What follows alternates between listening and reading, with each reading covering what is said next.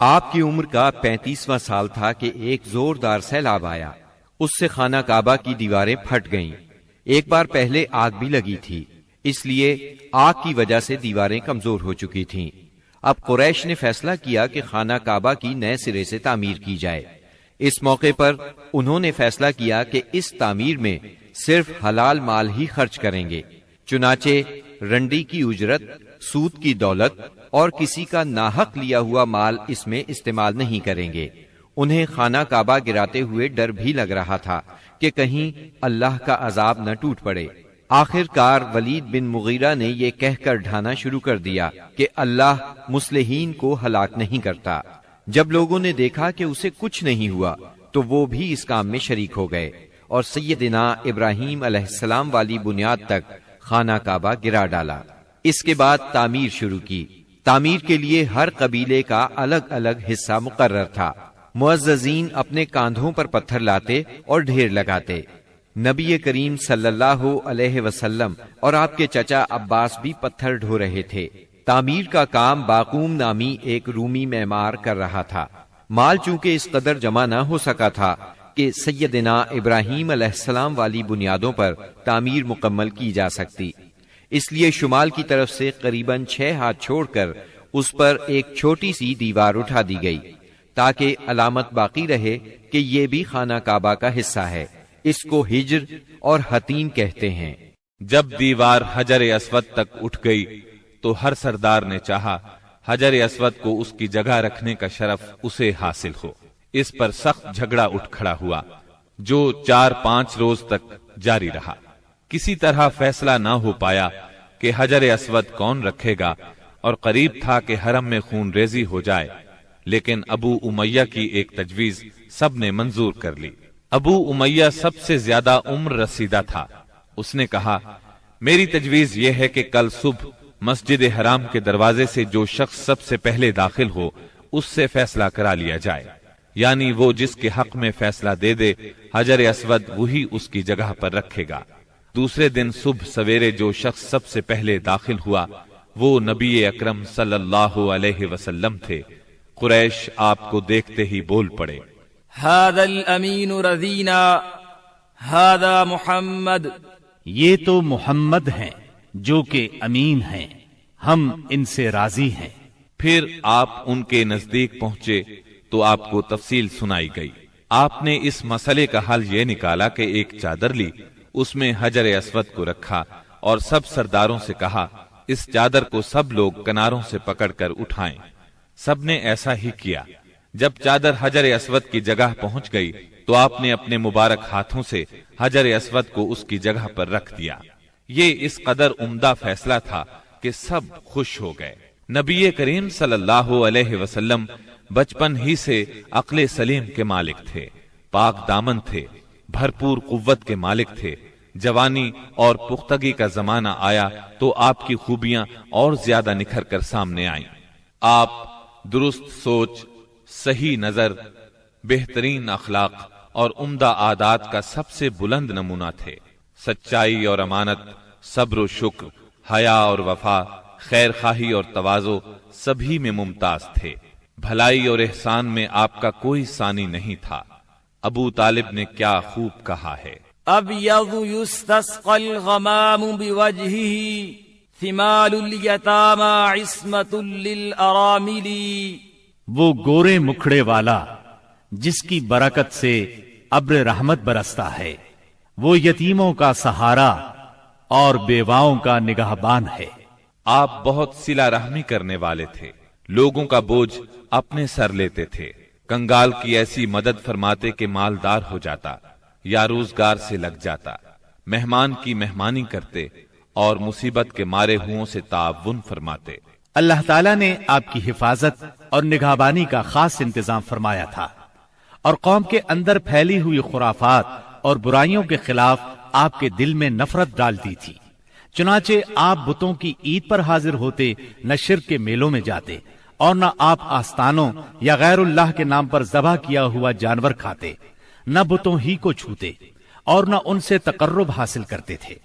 لات اور عزا کی قسم تو سننا بھی گوارا نہ فرماتے، शराब नोशी और खेल कूद की मजलिसों से आप इंतहाई दूर थे। ऐसी किसी मजलिस में आपने कभी शिरकत न फरमाई, जबकि यही मजलिस जवानों की तफरीह और दोस्तों से मुलाकात के मुकामात थी। अल्लाह ने आपको खलवत पसंदी अता फरमाई थी। अरबों की जहालत और गुनाह आलूद जिंदगी ने आपको अफसुर्दा और गमगीन बना दिया था। आप अपने अतराफ में फैली हुई इंसानी इज्तिमाई जिंदगी का मुशाहदा फरमाते तो आपको ये महसूस करके दुख होता कि एक अल्लाह की इबादत का तसव्वुर देने वाले दीन को वो लोग बिल्कुल भूल चुके थे। उस दीन को जो उनके जद्दे अमजद सैयदना इब्राहीम अलैहिस्सलाम का दीन था, उसे बिल्कुल फरामोश कर चुके थे। वो अपने हाथों से काबे की तामीर नौ बड़े एहतराम से करते थे, लेकिन खाना काबा में बुत रखकर उनकी पूजा करते थे। ये शिर्क नहीं तो और क्या है, मुनाफिकत, और कहते किसको हैं? जुआ, शराब नोशी, बुत परस्ती और बेहयाई माशरे का जुज बन चुकी है। अल्लाह ताला की वहदानियत का तसव्वुर तो पाया जाता है, मगर इस तसव्वुर को बुत परस्ती के ज़ौक़ और शौक ने बहुत धुंधला कर दिया है। बुतों की शक्ल में अपने माबूद घड़ लिए हैं। हर कबीले और हर खानदान का एक पसंदीदा बुत है और काबे में 360 बुत रखे हुए हैं। बुत परस्ती के शौक का ये आलम है कि कुरैश सफर में जाते हैं तो सत्तू के बुत बना लेते हैं और जब जरूरत पड़ती है तो अपने माबूदों को घोल कर पी लेते हैं। कुरैश के मुआशरे और अरब के माहौल में औरत बेचारी की हालत इस कदर पस्त, जलील और रद्दी है कि वो ऊंटों, बकरियों और गल्ले की तरह तिजारत की चीज बन चुकी है। शादियों पर कोई पाबंदी, कोई रोक नहीं। एक मर्द जितनी औरतों से चाहे शादी कर सकता है और दूसरी तरफ औरत भी जितने मर्दों को पसंद करे उनसे ताल्लुक पैदा कर सकती है। चोरी छुपे आशनाई से लेकर खुली बेहयाई तक हर बुराई की जाती है। पस्ती और गिरावट की इंतहा है कि मनकूला और मौरूसी जायदाद की तरह बाप की बीवियां भी बेटे को वर्षे में मिलती हैं और वो अपनी हकीकी माँ के सिवा अपनी सुतेली माओं से शादी करने में किसी किस्म की आर महसूस नहीं करता। इस बेहयाई के साथ अरबों में एक शदीद मुजरिमाना किस्म की गैरत भी पाई जाती है। वो ये कि हमारी लड़कियां किसी को ब्याह ही न जाएं, कोई मर्द हमारा दामाद न बने। संग दिली की हद तक इस गैर फित्री गैरत के सबब लड़कियां जिंदा दफन की जाती हैं और इस इंतहा दर्जे की बेरहमी पर उल्टा फख्र किया जाता है। आका को गुलामों की मौत और जिंदगी पर पूरा मालिकाना इख्तियार हासिल है। मुल्क में कोई मरकजियत नहीं पाई जाती। हर कबीला अपने एक सरदार के मातहत खुद मुख्तार बना बैठा है। इस चीज ने कबाइल को शदीद किस्म की रकाबतों में मुब्तला कर दिया है। जरा जरा सी बात पर तलवारें नियाम से बाहर आ जाती हैं और बड़ी खौफनाक जंगें होती हैं जिनका सिलसिला कई पुश्तों तक जारी रहता है। आने वाली नस्लें अपने असलाफ और आबाओ अजदाद के खून का इंतकाम लेती हैं। घुड़दौड़ में घोड़ा दौड़ाने पर झगड़ा, खेतों में बकरियां चराने पर लड़ाई और चश्मों से पानी भरने पर खूंरेजी करते हैं। अपने दुश्मनों को कत्ल करके उनकी खोपड़ियों में शराब पीते हैं। अरब कौम जाहिल है, लिखना पढ़ना नहीं जानती, मगर इन्हें अपनी शायरी और जुबानदानी पर इतना घमंड और गुरूर है कि सारी दुनिया को अपनी फसाहत और शायरी के मुकाबले में गुंगा ख्याल करते हैं। तवहुम परस्ती इंतहा को पहुंची हुई है। जरा जरा सी बात पर फाल निकालते हैं, पांसे फेंकते हैं। हर तरफ कहानत का जोर है। काहिनों से अपनी तकदीर और मुस्तकबिल के बारे में पूछते हैं। अरब के बाशिंदे उस आदमी को काबिल इज्जत और शरीफ समझते हैं जिसके पास बहुत ज्यादा ऊंट, बकरियां और खजूर के बागात हों, बहुत सी दौलत हो, गुलाम हो, कनीजें हो। नेकी, परहेजगारी और शराफत का तसव्वुर ही उनके जहनों से निकल चुका है। यही वो दौर है जिसको दौरे जहालत कहा जाता है।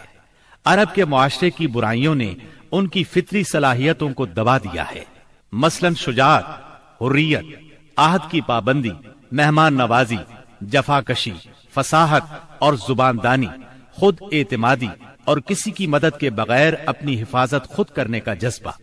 इन तमाम खूबियों से अरब आशना हैं, लेकिन इनकी ये खुसूसियात सही रहनुमाई न होने की वजह से गलत राहों पर पड़ गई थी और उनका बेजा इस्तेमाल हो रहा था।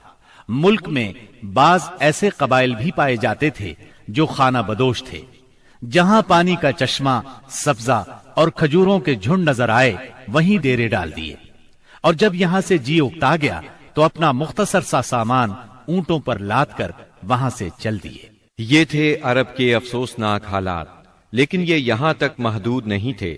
اس زمانے میں دنیا کے گوشے گوشے میں ایسی ہی پستی پائی جاتی تھی۔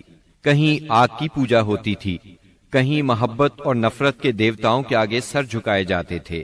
غرض اللہ تعالیٰ کے سوا اس کی ساری مخلوق کی عبادت ہو رہی تھی۔ حد یہ ہے کہ سانپ، درخت اور بندر تک معبود بنے ہوئے تھے۔ پتھر، جانور، چاند، سورج اور ستارے، یہاں تک کہ زمین پر رینگنے والے کیڑوں تک کی پرستش نے ساری دنیا کو شرک کا گڑھ بنا دیا تھا۔ ہر طرف جہالت کا اندھیرا اور شرک و کفر کی تاریکیاں چھائی ہوئی تھیں۔ ان سب میں صراط مستقیم گم ہو کر رہ گیا تھا۔